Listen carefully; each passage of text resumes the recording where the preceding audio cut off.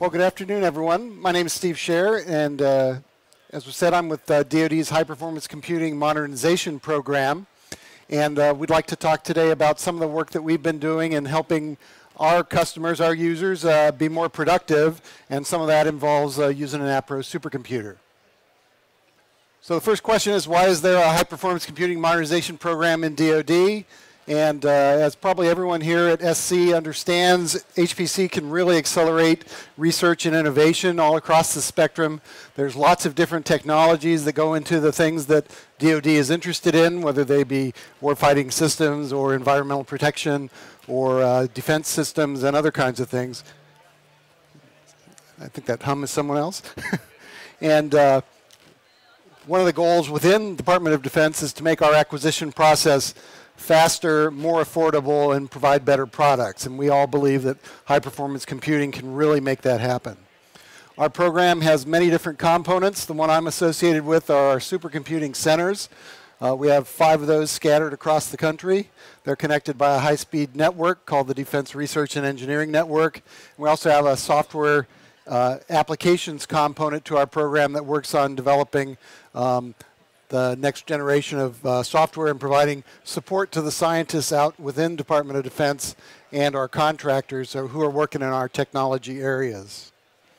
We've been evolving our overall enterprise service model to try and deliver the kinds of service that we want to our users. And we're really focused on helping them to manage their data. I'll talk a little bit more about that later. That was the genesis of our project, and making the work that they do go faster. And a lot of that's involved with the software components as well as optimizing the hardware infrastructure behind that. We've got lots of different communities, our traditional science and technology users, our test and engineering users, people trying to do software development within to make that next generation software. And we're focused on trying to get some products out toward the people who are buying aircraft and ships and submarines and tanks and things like that, so that they can do that and provide the best quality, most affordable kind of equipment to our warfighters. We have a large and diverse community that we support through the HPC Modernization Program. For our current fiscal year, we have over 500 active technology projects supporting 4,600 users all across the country at 250 different sites. We've been measuring our workload in terms of actual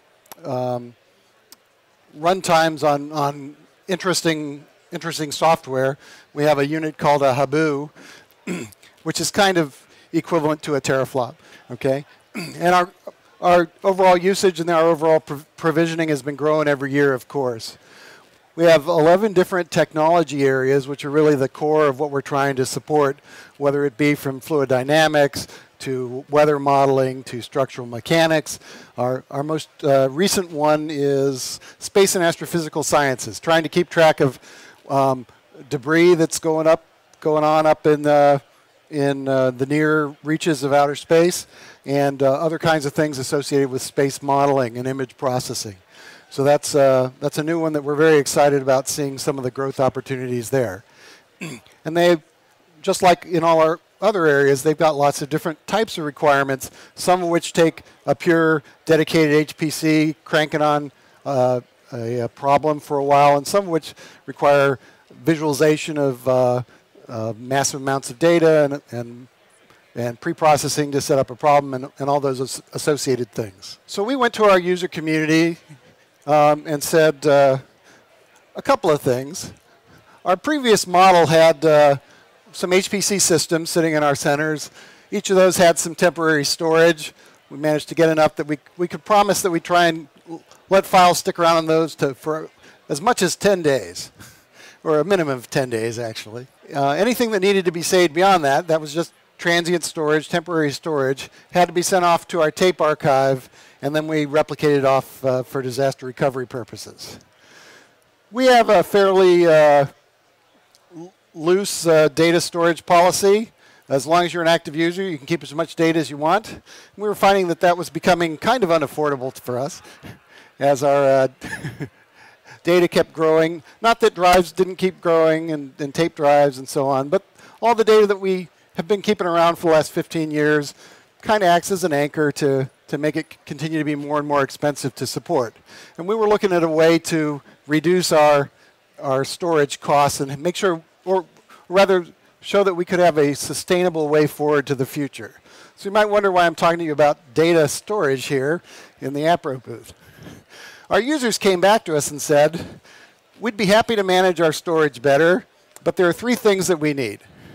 They said, first of all, we need better tools. And so we purchased some software from another vendor, General Atomics, to help us do that. They said, we need more than just 10 days to look at our data and figure out what we need to keep. And if you'll give us a place where we can keep stuff around for longer, then we won't send as much stuff off for permanent storage. Because once it goes to permanent storage, there are researchers like me who are kind of file and forget. And there's a fair amount of write once, read never stuff out there. But we don't want to delete anything unless it's been reviewed, of course, by the users. And then they said, we've got this great batch environment for running our jobs, but we've got a very limited interactive capability to actually do the kind of work that we need to examine those files to decide if we need to keep them. And so out of that came our concept of an enhanced user environment for our users. And so we've added 3 components, a utility server, an interactive server, and that's the Appro component, that will let our users have more interactive access, kind of like a front end, for doing their pre- and post-processing activities, and in fact for coordinating all their actions within the center. A big center-wide file system with data management tools. I told you one of our partners there was General Atomics. The other one is Panasys for the large file system. And then the possibility of doing more data sharing with other centers. I told you we had five centers across the country. They're all kind of standalone enclaves from a data point of view, but our users are operating at multiple centers depending on their needs. And then built on top of that, we wanted to provide a whole array of different services, interactive, whether it be job management across the entire center, the data analysis for doing pre- and post-processing, improve our software development environment because our software development teams told us that we weren't giving them the kind of stable environments that we need. Single point of access for doing the things that people need to do within a center, and so on. Another highlight is some of our cloud capability, portal kind of capability, but that's a topic for a different talk. So about, I think this one's about a year ago. This one might be a year and a half ago. This was our ad. We told our user community, we're going to bring you more interactive computing to enable these different kinds of services that I was just talking about. We're going to bring a center-wide file system to allow for intermediate-term storage of data and data management tools to manage the data. And the real key part for most of them was getting this interactive capability attached to this large file store. We called this the utility server. We originally were thinking of it in terms of storage, and this was just a support system that was going to help make that storage system work better, and providing utility through that. And the name's kind of stuck because we haven't thought of anything better. The role of our enhanced user environment and our utility server is not to be just another batch engine for our users. It's focused as an interactive pre- and post-processing engine to support lots of different functions. And a really important part is to help be part of our lifecycle storage management process. One of the things that we're trying to do with this capability is also give people better ability to do remote visualization.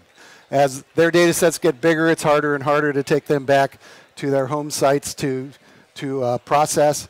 And one of our components that we've also rolled out, supported through the GPUs in our Appro cluster, is that remote visualization capability. So for our various centers, we bought each of them a large system, a 1760 core Appro Extreme X.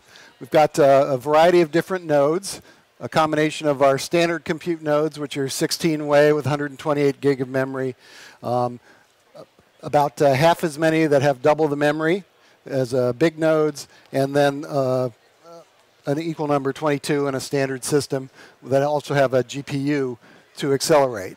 I told you we had a Panasys file system. We're connected at good speeds to our HPC boxes and within the infrastructure. And we're trying to support this remote data analysis with a variety of different tools.